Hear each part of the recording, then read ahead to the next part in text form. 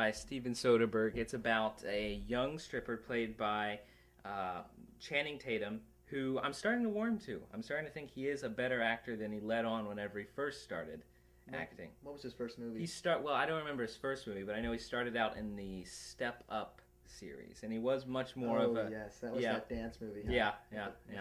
Where he has to work in the dance studio because he's found doing a crime around there. So for community service, and all of that. But now he's been with Steven Soderbergh for a few films. He was in Haywire, which I very much liked Haywire, and now he's here with Magic Mike, which is about Channing Tatum, based loosely on Channing Tatum's experience before he was an actor as a male stripper, and he takes in another man named Alex Pettyfer who's down on his luck living with his sister, and he then teaches him the trades of being a stripper.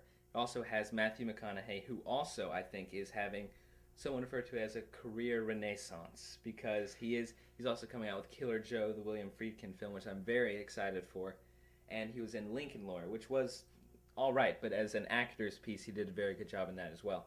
Now, the interesting thing about Steven Soderbergh, he's one director who's faded at Cannes, which means pretty much everything he does is very widely accepted, especially over there in the film festival world. But I do like that he is a director who's not afraid to talk about genre movies, like Contagion.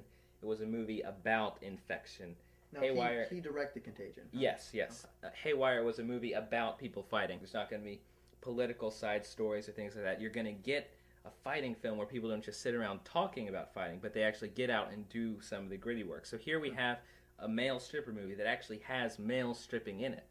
So he doesn't shy away from the genre movies, which I do think is very brave. Now, an interesting fact: you were the only man. Yes, that is true. That is true. I was the only man in the theater watching it. I sat on, well, I'll just say I sat in the front section because I was the only one that would then not be noticed. And I will say there were some elderly women there watching it, which did add a level of uncomfort. But whenever it started, again, it's a very good, stylish. He does the whole handheld, which I will say I have my reservations about digital cinema.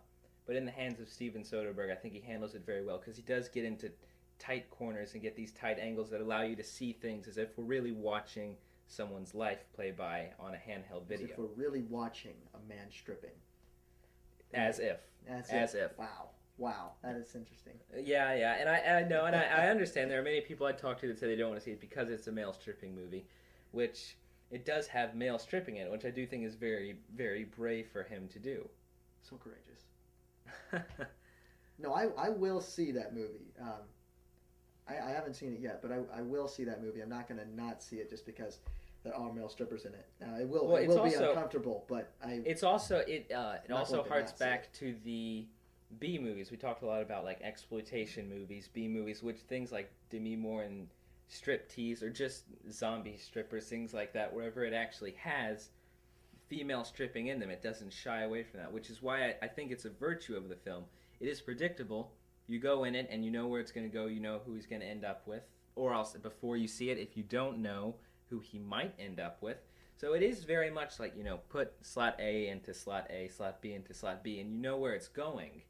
But it's just very, I think, as you said, I know, courageous to be able to do things like that, but turn the tables and do it on a male audience instead of focusing only on the female audience. Yeah, that is quite brave.